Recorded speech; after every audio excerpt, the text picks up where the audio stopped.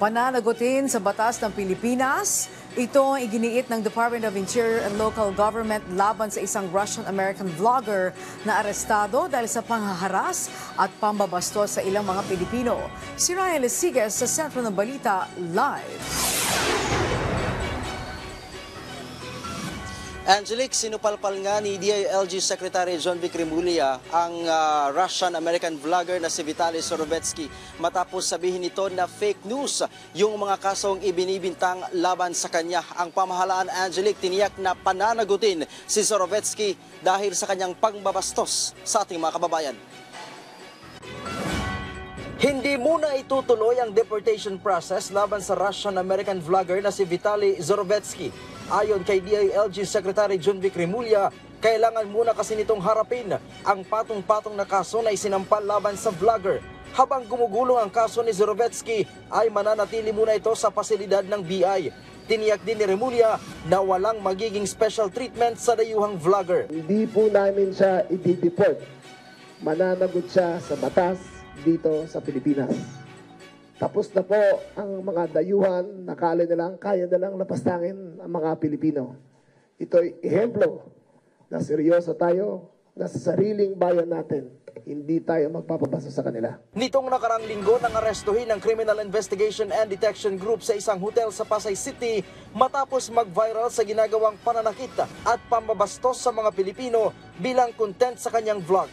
Kabilang sa ginawa ni Surovetsky ay ang paghaharas sa isang babae sa Taguig at pananakot na nanakawan. Ganon din ang paghampas at pagkuha sa sombrero ng isang security guard na humaharang sa kanya. Meron ding restaurant na kinuhanan nito ng electric fan at inuwi sa hotel na kanyang tinutuluyan. Ang tawag dyan, content. Content. Pinapakita niya pagka niya para pagkakitaan. Nauna nang sinabi ng Bureau of Immigration na gulo ang dala ni Surovetsky sa bansa, kaya dapat na itong i-deport pabalik sa kanyang bansa. Marso 26 nang dumating sa bansa ang vlogger. Idiniklara na rin siyang undesirable alien ng BI.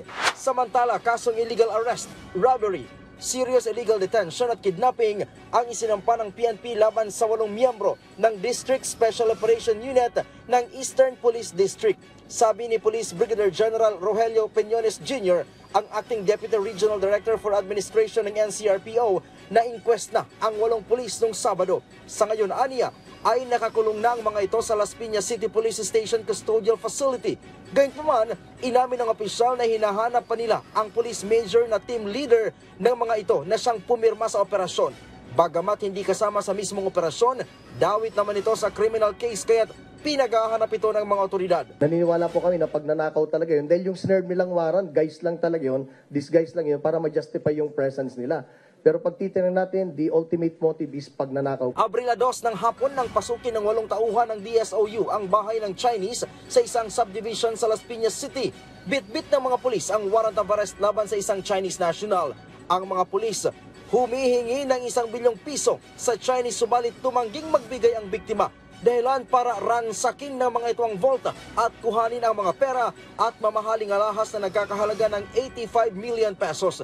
Napag-alaman na ibang tao ang target ng warrant at hindi ang hinuli ng mga ito.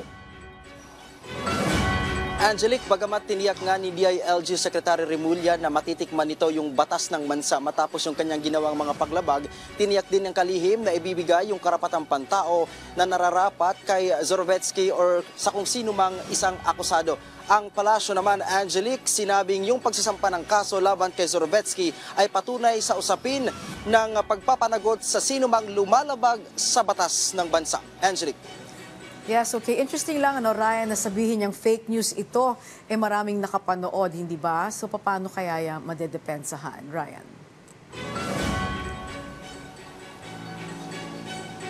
Actually, Angelique, sabi ni Secretary Remulla kanina, yung taong bayan na mismo yung magpapatunay dyan dahil marami yung mga videos na talagang in-upload niya sa kanyang social media accounts. Actually, kanina ipinakita pa kung paano niya hinaras yung ilang mga Pilipino na tila ba parang wala sa katinuan na yung kanyang ginagawa. Kung kaya sabi din kanina ni Secretary Remulla na kailangan paigtingin na rin yung cybercrime para mapanagot hindi lamang yung mga dayuhan, maging yung sinumang mga nagpapakalat ng mga maling impormasyon at gumagawa ng maling content sa kanilang mga vlog, Angelique. Sa ngayon ay naka-detain sa pasilidad ng BI si Zorovetsky dyan sa bahagi ng Muntinlupa. Angelique. Okay, maraming salamat sa iyo, Ryan Lesiges.